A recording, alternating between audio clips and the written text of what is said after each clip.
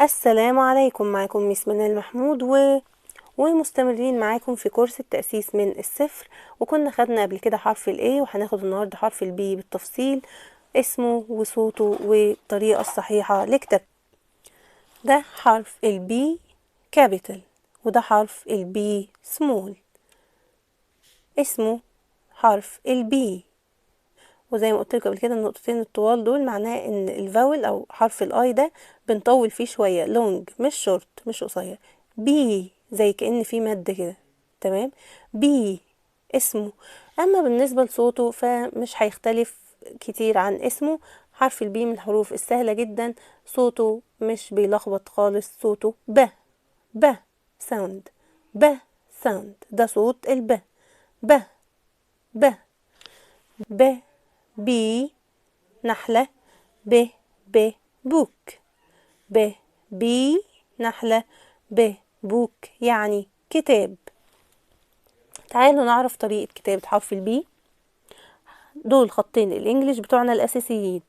هنتخيل ان السطر الثالث ده وهمي، هنعمل خط مستقيم طويل بيمتد للثلاث سطور، وهعمل نص دايرة كده الخط اللي في النص، ومن النص هعمل نص دايرة للخط اللي تحت.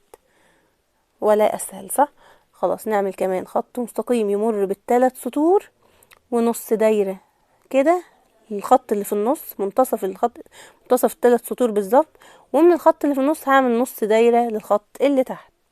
اهو خط مستقيم كده، ونص دايرة كده للي في النص، ونص دايرة للخط اللي تحت.